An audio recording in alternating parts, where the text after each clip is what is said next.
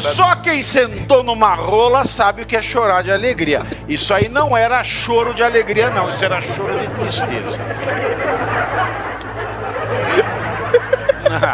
Não é. Eu garanto, experiência própria. Isso é choro de tristeza.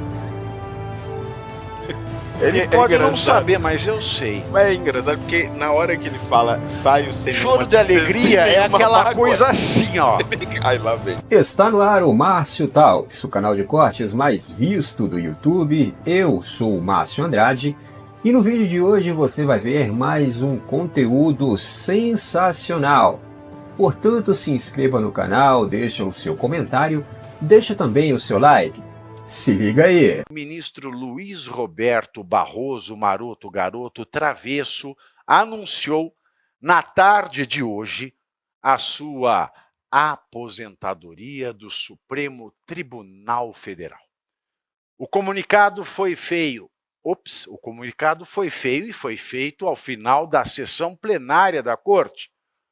Barroso disse que amadureceu a decisão nos últimos 2 anos, tendo comunicado sua intenção com antecedência ao presidente Lula, e Barroso ainda negou que tenha sido influenciado a se aposentar por conta das atuais sanções impostas pelos Estados Unidos. Lembrando que Barroso está com um visto revogado e não pode frequentar a sua mansão de 22 milhões em Miami. E por falar em Lula, presidente que Barroso teria avisado com antecedência da sua saída, a aposentadoria antecipada de Barroso abre espaço, é claro, para uma nova indicação de Lula ao Supremo Tribunal Federal. E vale lembrar que o Lula, neste 3º mandato, já colocou Cristiano Zanin Martins, seu advogado, seu afilhado de casamento, seu padrinho de comunhão com Janja, e ele que é padrinho também da esposa do ministro cujo pai é padrinho do seu filho, ou seja, um cargo muito tecnicamente indicado, e Lula, além do Cristiano Zanin, também colocou lá, sabe-se lá Deus como, ele conseguiu encaixar o Flávio Dino na Corte Suprema Brasileira. Acompanhe um trecho da fala de Barroso ao anunciar a sua aposentadoria. Deixo o tribunal com o coração apertado, mas com a consciência tranquila de quem cumpriu a missão de sua vida.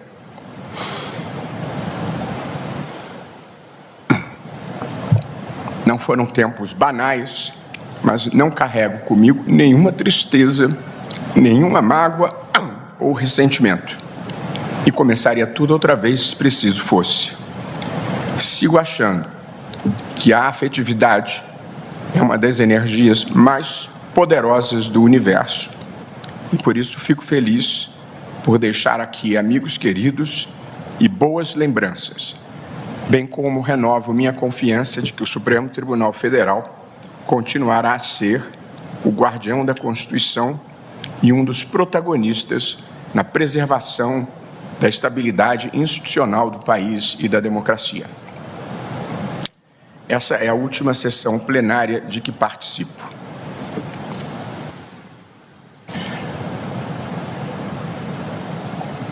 Decisão longamente amadurecida que nada tem a ver com qualquer fato da conjuntura atual. Há cerca de 2 anos, comuniquei ao presidente da República essa possível intenção. Fico no tribunal mais alguns dias da próxima semana para devolver alguns pedidos de vista e encerrar as pendências. Ao apresentar meu pedido de aposentadoria, presidente, após mais de 40 anos de serviço público, transmito a Vossa Excelência e a todos os colegas a expressão do meu afeto profundo e sincero, com os melhores votos de sucesso continuado e boas realizações. Sinto que agora é hora de seguir outros rumos. nem sequer os tenho bem definidos, mas não tenho qualquer apego ao poder e gostaria de viver um pouco mais da vida que me resta. Olha, Holliday, começa, antes de a gente continuar nessa pauta, ele fala que ele está saindo do cargo sem nenhuma tristeza. Isso é fake news ou não? Porque para mim isso não é a expressão de uma pessoa que chora de alegria. É engraçado. Porque só quem sentou numa rola sabe o que é chorar de alegria. Isso aí não era choro de alegria, não. Isso era choro de tristeza. Não é. Eu garanto, experiência própria. Isso é choro de tristeza. Ele pode não saber, mas eu sei. Mas é engraçado porque na hora que ele fala saio sem choro de alegria é aquela mágoa. Coisa assim, ó. Ai, lá vem. Não vou. Fala, pode falar. Na hora em que ele fala que sai sem nenhuma mágoa e sem nenhuma tristeza, é justamente quando ele começa a chorar, né? É bem complicado. Só que eu acho que nesse momento em que o Barroso anuncia a aposentadoria, é interessante a gente lembrar algumas coisas. Primeiro, ele foi o ministro do Supremo que disse com orgulho em um congresso da UNE que nós, STF, derrotamos o bolsonarismo. Depois corrigiu ou tentou corrigir essa frase mais para frente. Depois, ele próprio vai dizer que com a ajuda do governo dos Estados Unidos, quando Biden era presidente, o STF salvou a democracia brasileira. Curiosamente, isso culminou na vitória de Lula para a presidência da República. E agora, quando chega a Lei Magnitsky e a suspensão dos vistos, ele, que vivia muito em Miami, dava muitas palestras nos Estados Unidos, decide se aposentar.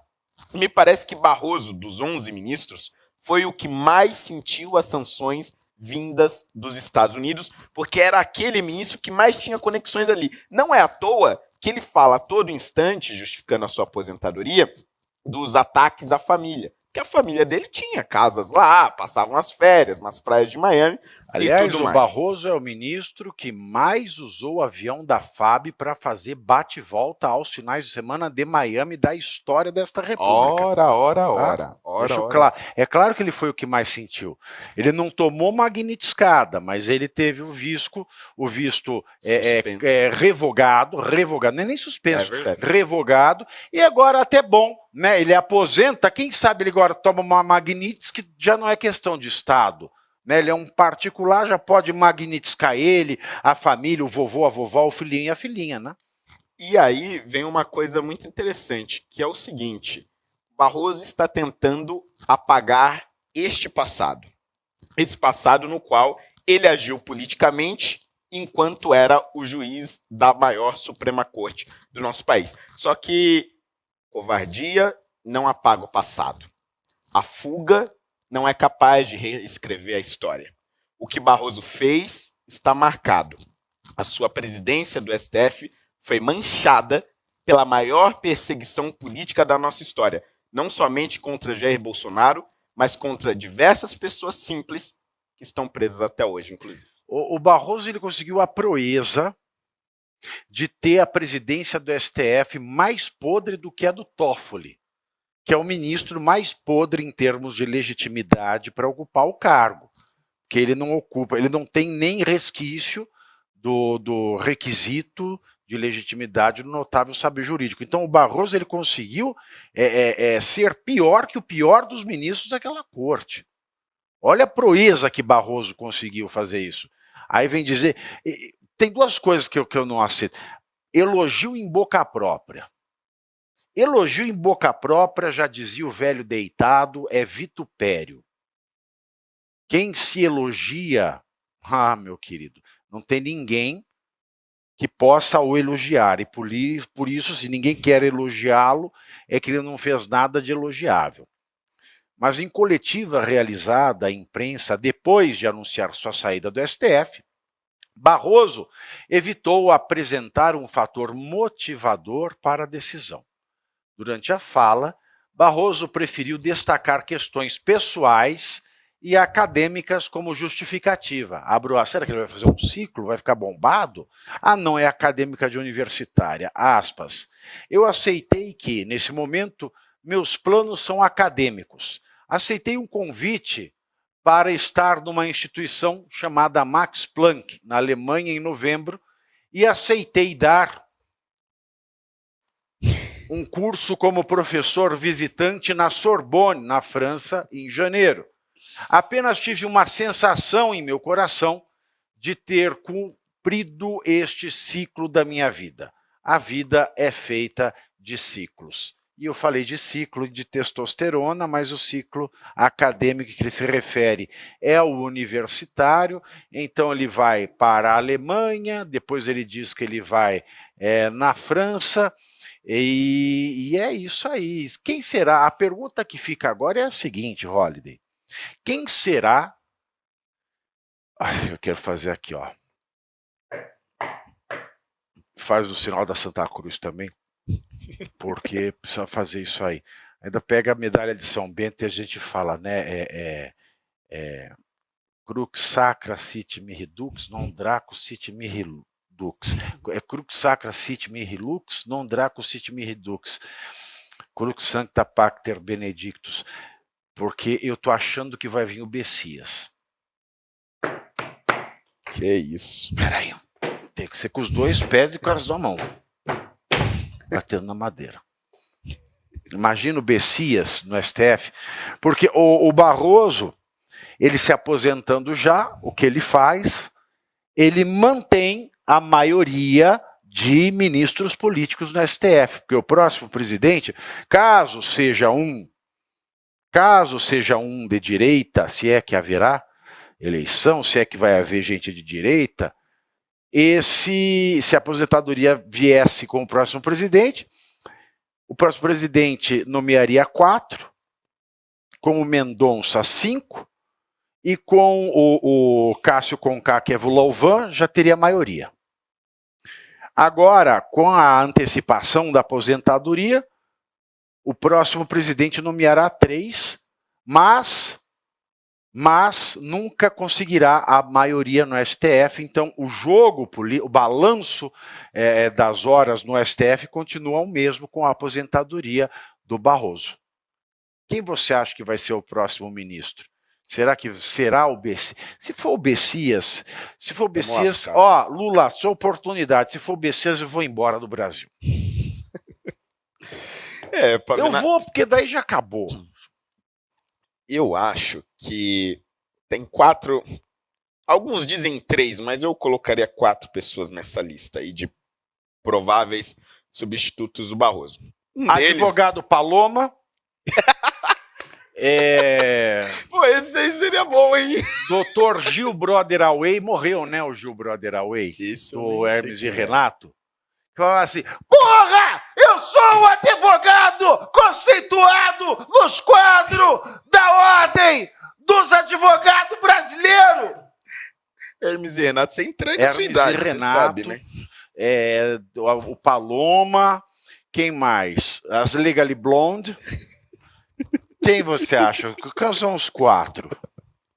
Vamos lá. Bom, o primeiro, acho que o mais comentado realmente é o Bessias, que é o atual advogado-geral da União, Jorge Messias, que ele é muito fiel do ponto de vista político a Dilma e ao Lula, só que eu acho que nesse momento isso talvez seja uma desvantagem para ele, pelo seguinte, o Lula já usou todas as suas cartas de confiança, quer dizer, ele nomeia o advogado pessoal dele para a Suprema Corte. Então, veja, é uma carta hiper mega de confiança e de proximidade do próprio Lula. E ele, obviamente, enfrenta um desgaste com isso nas negociações com o Centrão. Depois ele indica o Flávio Dino, que era seu ministro da Justiça, já foi governador do Maranhão, estava na chapa dele para presidente, ou seja, não é uma proximidade tão grande quanto o Zanin, mas ainda próximo politicamente. Acho que indicar um terceiro nesse perfil poderia criar um desgaste e uma dificuldade maior. Aí vem os outros 3. Você acha mesmo? Eu acho. Eu acho que esta cota agora pode ser a do Centrão. Pode ser. Porque aí vem 2 nomes que o Centrão gosta. Um é o do Bruno Dantas, que está no TCU agora. Se eu não me engano, foi deputado federal também. E foi um dos indicados do Centrão para ocupar essa vaga no TCU. E o outro é ele, Rodrigo Pacheco. O Brasil está passando por um momento muito delicado. As instituições, o poder legislativo, o judiciário, o executivo, estão completamente perdidos e estão completamente prejudicados, sem credibilidade, e tudo isso por conta de ações de pessoas da alta cúpula desses poderes. Pois bem, os três poderes, o poder legislativo, o judiciário e o executivo, eles tendem a estar harmônicos. Pelo menos é isso que diz a Constituição, deveria ser harmônicos, né? Deveria ter um equilíbrio entre os três poderes, cada um fiscalizando o outro, né? Na questão dos freios e contrapesos. A própria Constituição diz isso. Porém, na prática não é assim que funciona. O que a gente vê hoje no Brasil é justamente um poder sobressaindo sobre o outro. Então, o que acontece? Isso necessariamente vai refletir lá na ponta, ou seja, no indivíduo, no povo, na sociedade. Tá?